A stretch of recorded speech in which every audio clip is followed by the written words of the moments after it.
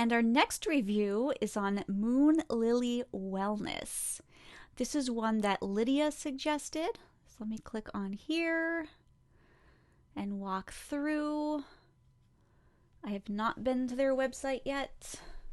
Like most of these, I have not even heard of so many of these. I don't know why this is so zoomed in on that image. Okay, it must just be their header because a lot of this... Wow, okay, so... Looks like some of this is very zoomed in and some of it is not. So it looks like they have singles. They also have synergies. And it looks like they have roll-on blends as well that I can take a peek at to see if those are in proper dilution. So let's take a look. La, la, la. I've been talking way too long tonight. At their singles and zooming in to make sure those of you on mobile also can at least halfway see some of these that I'm looking at. If you know me, if you've gone through any of these other reviews, you know that I love clicking on bergamot. This is well known as phototoxic, so I want to be sure that it's listed here for you. And see, yes. So it does look like that is the first thing that they mention, which is good. This is good. So this is definitely specific to bergamot essential oil, which I like to see. Now, it looks like a lot of this is probably going to be on the other profiles under cautions as well. What I do like is the fact that they have a cautions paragraph. There's so many other websites out there that don't even have a spot. They have not made a spot to list safety information. So it looks like they have a general kind of dilute before use. They do not promote or encourage using them internally. Ensure you are aware of the contraindications of the oils you are using and consult with your doctor or a certified aromatherapist if you have health concerns or questions. So I like that they're saying this. And I'm also hoping, because I am seeing that they did flag this for being phototoxic, I am also hoping that, yes, Gabrielle, I agree. I am so glad they have that. I'm hoping that I'm going to find more specific safety information for their other essential oils as well. So let's see. Cinnamon bark. This is one that should be flagged as not safe for use during pregnancy. You should see that it's anticoagulant. It has a very low topical max. So let's see. No. So what I am seeing here is pretty much the rest of their generic paragraph that they had for bergamot. It does not look like they have specific information.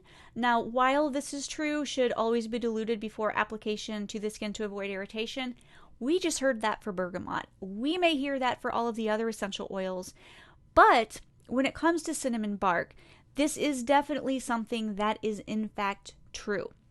Yes, all essential oils should be diluted, but cinnamon bark needs such a low topical max. We're talking 0.01%, and that is not listed here. Oh, now it looks like they have an ages 10 plus. Now, while they, okay, I need to go back to the other one because look at this. They also have safety information in their usage area up here, so I need to pay attention to that as well. Now, while this is safe for all ages technically, I respect that they're pretty much warning you that this is an essential oil with various safety issues, so you need to be careful, but not quite accurate. Maximum dermal usage rate is 0.07%. Now, that was the original topical max that Robert Tisserand and Rodney Young came up with when they published their book, but it's been since updated to 0.01%. So that we can more easily calculate it, which is nice. But anyway, so that's not necessarily incorrect per se. We do not recommend using this oil topically as it is an extreme sensitizer and dermal irritant. That is correct. So I'm really happy to see that. However, I'm not seeing anything about it being anticoagulant or not safe for use during pregnancy. I do like their short intervals that they're recommending. That is good to see too. So, okay, so I definitely need to make sure that I am not only jumping down to the caution, but I am also looking for the uses as well. So let's take a look am I going to be listing all of these essential oils with a rating on the website? Well, for now, I am simply adding these to my YouTube channel so that you can review them all. For now, I am only reviewing websites that are in the UK or Australia or Canada outside of the US, because that is a group of people that I've been severely neglecting. I have my using essential oils, using eossafely.com/brands link where I have my information for a lot of companies that are located in the US. So those of you outside of the US have been for years like, well, what do you think about this? And what do you think about that? And they're brands I'm not familiar with. So I definitely want to update my brands list. So that is something I definitely want to do. But for now, you will just see my reviews over on my YouTube channel. So far, there's been very few companies that I've actually been impressed with as far as the safety information that they have on their website. But I know there's a little bit more to it when judging a company based on a little bit more than just the safety information. But as you know, you probably assumed at least that I'm a little bit obsessed with safety information, so that's what I focus on. So eucalyptus. Let's see, usage not for children under 2. So I would change the 2 to a 10. It looks like they're following, if I remember correctly, this looks a lot like the updated guidelines from Tisserand, and not his published guidelines from his book that have over 4,000 citations and research. This looks like the updated guidelines that was published after his book via a meme and with no research backing up this new information. For those of you who were not in the aromatherapy community several years ago when this all came out and came down, there were a lot of aromatherapists who had issues with the fact that all of a sudden you couldn't use eucalyptus for children under the age of 10. Those were aromatherapists who had been around for decades and were not willing to make that change. And so Tisserand kind of softened the blow on that and said, well, okay.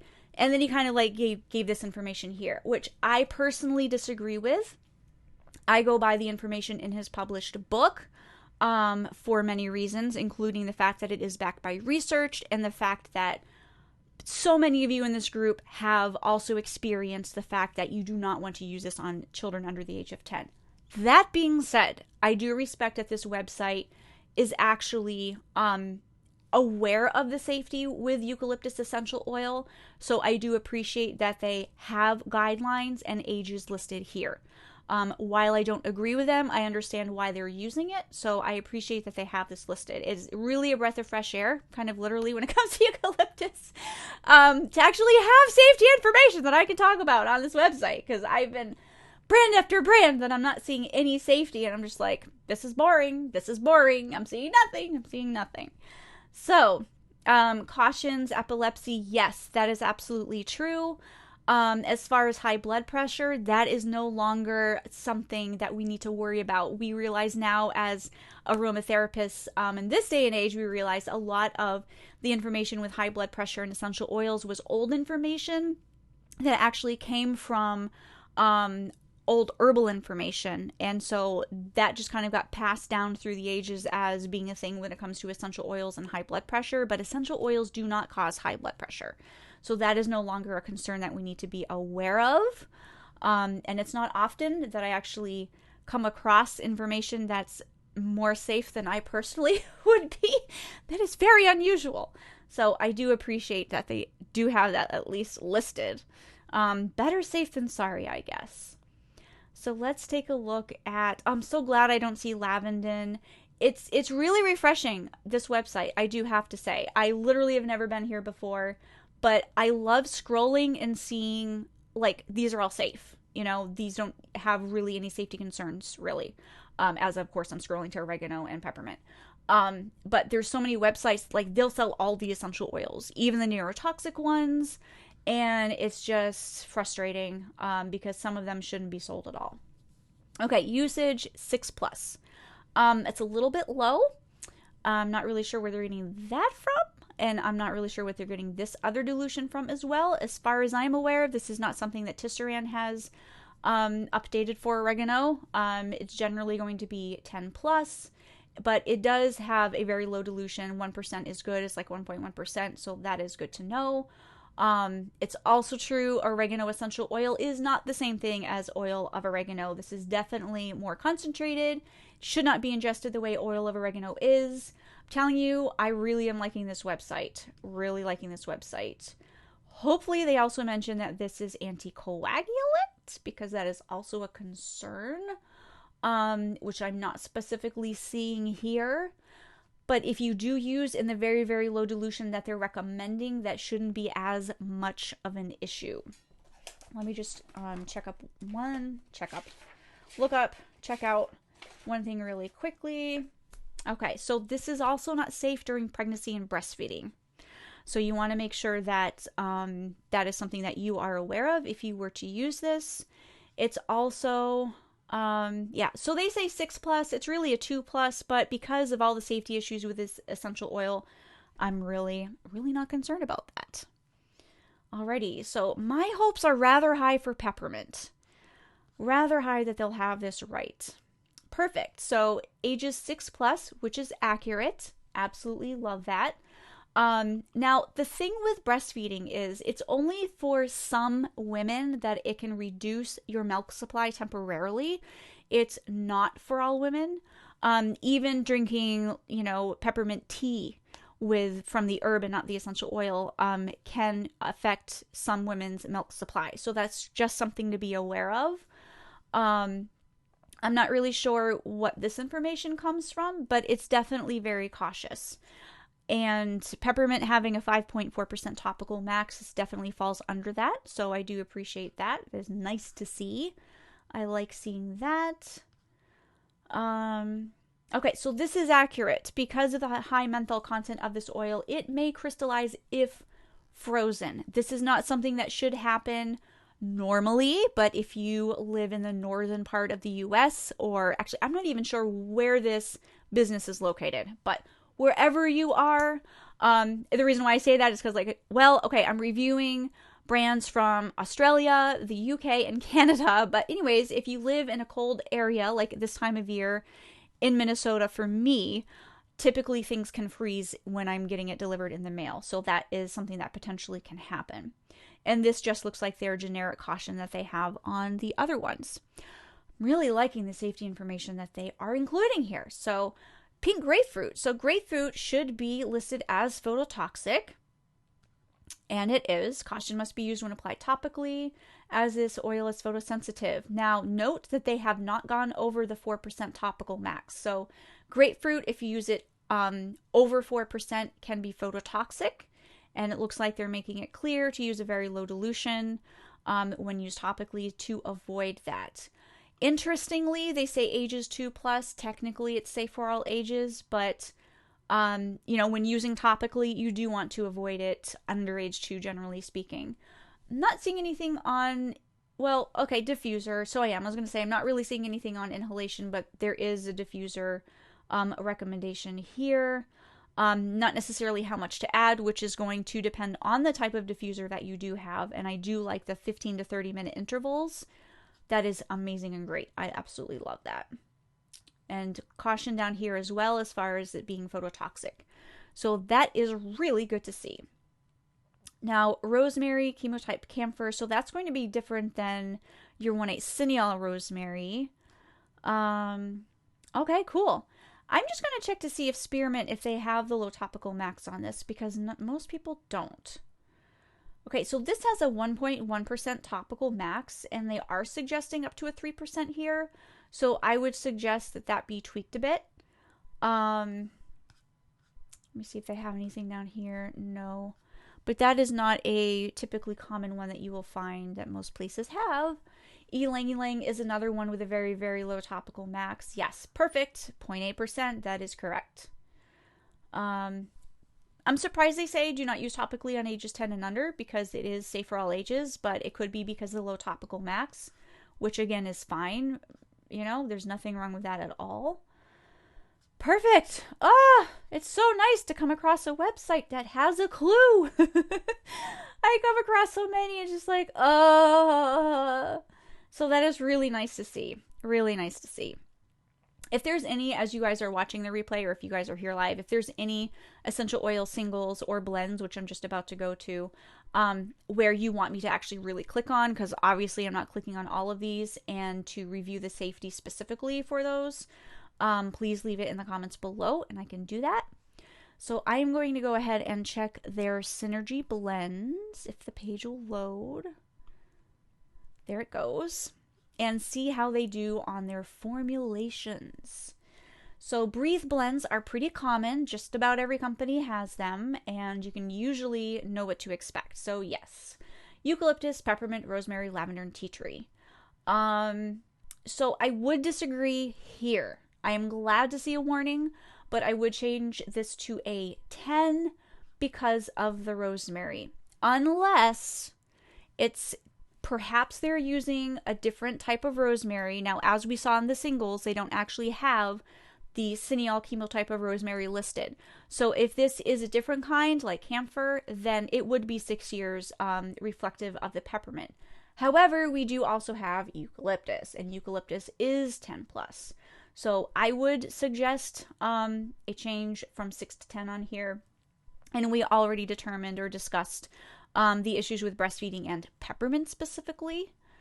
Dilute at a 2% rate. Diffuse for best results. I am really glad to see that, because you would be surprised, or maybe not, the number of people that recommend applying this, or number of companies that suggest that you should always apply this topically instead of inhale. And inhalation is going to be the best way to use a Breathe blend. It kind of makes sense once you think about it, doesn't it? Kind of makes sense that you want to inhale to help with your breathing. Okay, so calm and ground. So I am going to be looking for calming / grounding / sedative essential oils in this blend. Here we go. So tangerine, ylang ylang, Roman chamomile, sweet orange, and patchouli. That is good. That is good. That definitely would be calming. Sounds like it would smell absolutely delicious. 2+ aromatically, which is accurate because of the ylang ylang. So that is good to see. And patchouli is anticoagulant as well, by the way. Let's see what else they have here. So yeah, immunity. Essential oils don't really help boost the immune system specifically, but they can help with killing germs. So we have frankincense, tea tree, rosemary, lemon, eucalyptus, and sweet orange. I would say 10 plus for this. Not sure why not used during pregnancy. Not sure why. Topical use 1% or up to 3%. Diffuse. Yeah, I would say if you are using this topically, it could be in a hand sanitizer. Just be careful because of the lemon has a 2% max, but they are saying don't go over 3%. So that makes sense because it's probably not 100% lemon anyways, right? Because it has all of these other essential oils in it. So that is pretty close on the safety.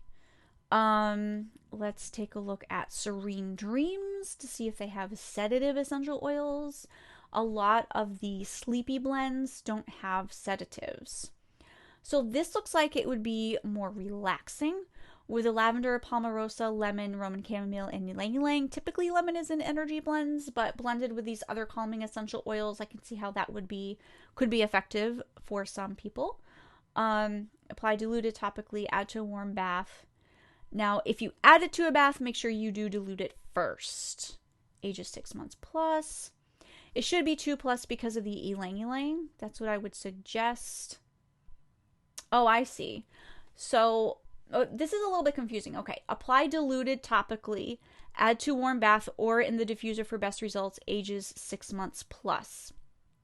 Now, I'm assuming, because this is my safety as well, that they mean under 6 months, don't even expose to inhalation, because over here, it's saying not for topical usage on ages 6 years and younger. So that should be tweaked a little bit just for consistency. But I like that they're throwing out safety information. That is really, really good.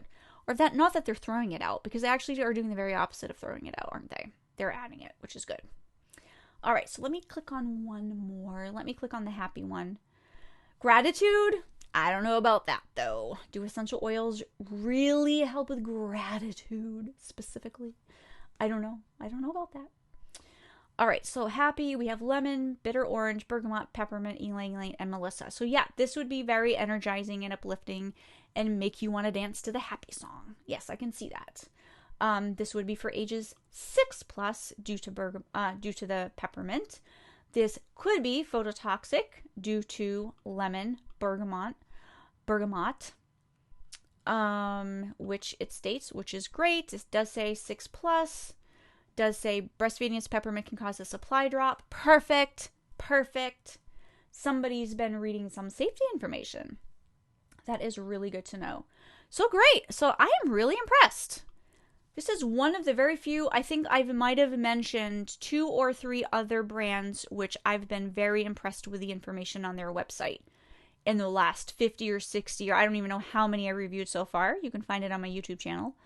So let's take a peek at their roll-ons. I typically don't check out other sort of products, but I am just super curious to know, and I have high hopes that these will actually be properly diluted based on the other information that I'm seeing. Ooh, a scar blend. Cool. So let's see what they have in here. Fractionated coconut oil, tamanu, jojoba, helichrysum, frankincense, and palmarosa. That looks like a really good blend. I don't know, palmarosa is not one that I generally use. That's not one of the more common ones that people have. So I would typically just stick to heli and frankincense. But, I mean, that's in there. That's fine. Tamanu is amazing for scars as well. Let's see if they happen to mention what sort of strength this is. Let's see. Apply 1 to 3 times. It's typically what you do want to use for frequency, so it is a 10 mil. So the one thing that I would like to see, and this is just, you know, kind of reaching for the moon here a bit, because they have so much great information here anyways that I don't want this to be a criticism, but I would love to see exactly how much they are diluting their blends to, which could be mentioned somewhere else. Some companies say these are all diluted to 5, you know, these are diluted to 10. But heli and frankincense, neither one of those have a topical max, so it's not urgent. It's just, you know, for my own curiosity, it's just nice, you know, to know what the dilutions are. So I'm seeing some of these here, like Quiet Slumbers, Peace of Mind. These are generally better, more effective when inhaled and not applied topically. So let's look at the throat one. So this, I'm assuming, is intended for sore throats. So it doesn't look like that's what it means. It is a chakra blend, so it's not specifically for sore throats. So German chamomile, lemongrass, geranium. Lemongrass has a really low topical max, so hopefully that's properly diluted. Yeah, so this is not for sore throats. Okay, so, and again, most of these other ones are going to be, let me click on the tummy blend, are going to be best inhaled. Now, for upset stomach, you actually can apply them topically as well, but again, generally inhalation is going to be best even for tummy issues. If there's some cramping involved, then you can apply it topically as well as inhale for more effective results. Cardamom actually makes this 10+.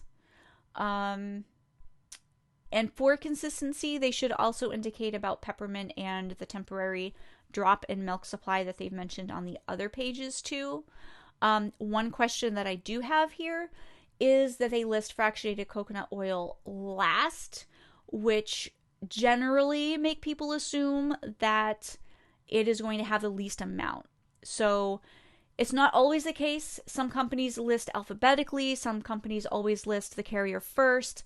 Some companies always list it last, which is not the case here because there were some of the other ones I looked at, they did have the carrier oil first. But a lot of people assume, and often incorrectly, but a lot of people assume that the ingredients are in the order of which that it is added.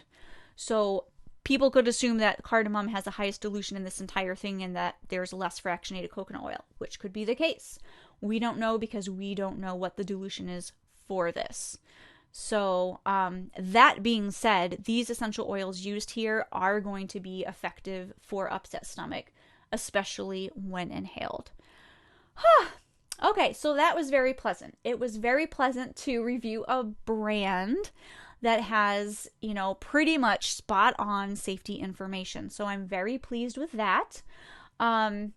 If you are wondering where to get safety information from, I have some on my website and this book, among others, at ueoslibrary.com. Now, if you have any questions about anything I said, if there are any blends I didn't click on, if there's any single essential oils that I didn't click on that you have questions about, feel free to add them to the comments below, and I will do my very best to see those comments and questions and respond as quickly as possible.